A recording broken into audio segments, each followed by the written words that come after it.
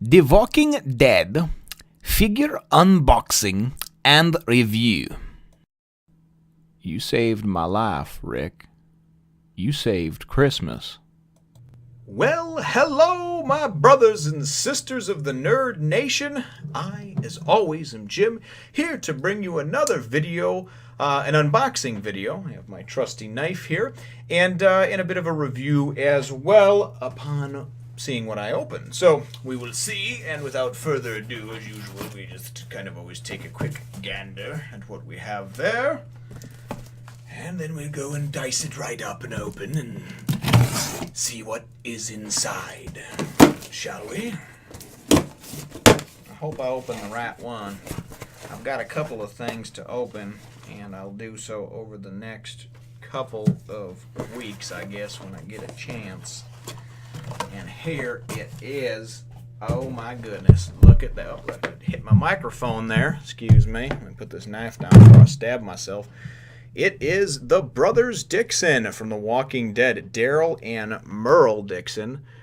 Two of my favorite characters. Of course, one of them is no longer alive on the Walking Dead. Merle, of course, was any of you that followed the series, Merle was killed last year. And these characters, actually, it's neat that they became so popular in the television show, because they do not appear at all in the comics. They were created specifically for the television show. Now, I know that Daryl, of course, is, the fan favorite amongst female viewers, but I met the guy, too. I mean, he's, not Daryl, but Norman Reedus, the actor who plays him, and he's a pretty cool guy. So what we will do over here is we will take a short commercial break, I guess you will call it over there, in which hopefully you will be mildly entertained for the few seconds that it takes me through the use of editing and TV, movie-ish, YouTube magic. And then when we come back, of course, we will have the figures out, and we'll kind of do a quick look over and a bit of a review as far as just some of the detail, maybe the weapons, how the paint job is on it, those sort of things. So, we shall see you very soon, I hope. So, one day during a lesson on proper grammar, the teacher asked for a show of hands for who could use the word beautiful in the same sentence twice.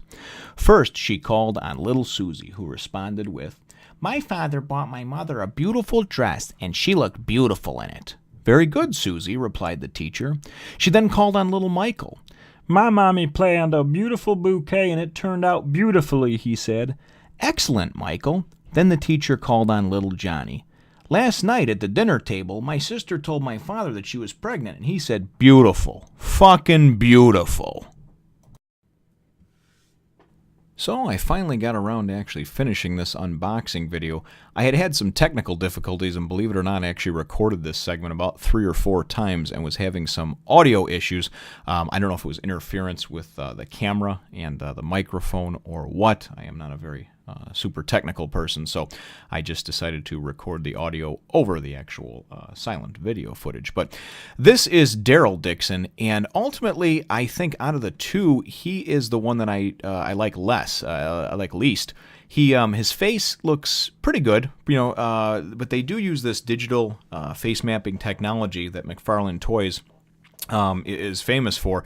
And honestly, I think that the actor, that comes in and gets their face digitally scanned, it should be like a 99% accuracy thing. And instead, he looks kind of looks like a redneck reject from an Eminem concert with the baggy, kind of low-hanging pants, and just doesn't look a lot like Norman Reedus. And this is a guy who I've actually met in real life, and so I don't know, maybe I'm being a little bit too picky about it, but ultimately, out of the two, the one that I think really turned out very good is the character that's not an ongoing character. He certainly, died in last season, in season 3, and that is Michael Rooker, is the actor that plays Merle Dixon, or played Merle Dixon, and I think that they did a real nice job with him. His face, it looks like Michael Rooker.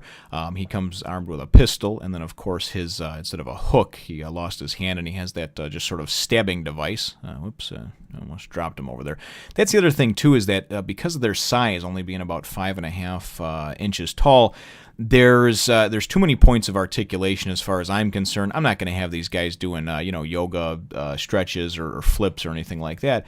So I really would have probably appreciated something with less articulation and more detail because of the smaller size. So You see them here side by side together, and again, like I said, I think that McFarlane, for the most part, McFarlane Toys does a nice job on these type of figures.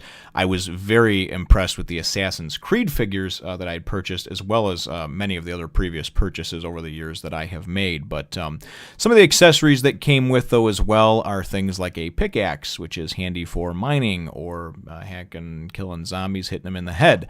And then, of course, too, the fire axe, good for cutting down doors or splitting skulls, whatever your preference, I suppose.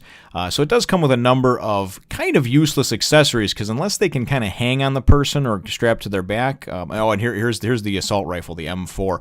I know I have kind of big fingers, but I was gentle taking this out of the blister pack, and this thing broke. So not excited either about the durability of things. So all in all, I'm not super big on giving ratings to things, because opinions are subjective. Here's also a set of keys. I'm assuming that's the set of keys that Daryl and Rick carry around for the prison in Season 3, but it may be kind of a goofy joke throwback to the when Merle was handcuffed to the roof by Rick in Season 1, and I thought it was kind of a sick joke when I first saw it, in the key that was lost by T-Dog, thus keeping him on the roof, and Merle wind up cutting his own hand off. So, but again, all in all, I think instead of assigning a score, I'm just going to kind of tell you whether I give it a buy or a pass. And I think if you're a fan of the series, if you're a fan of the characters, definitely a buy. They're not must-haves, though, if you're not a huge fan of either one of these actors or just the Dixon brothers or The Walking Dead in general. That could be said for many things, but we're going to wrap it up now, folks, and certainly hope you enjoyed the video. As always, brothers and sisters, thank you so much for watching. Figure we'll leave you here with a nice painting of Merle, kind of just having his last moments there, sipping on a bottle of wine or what have you, with all the walkers about to get him.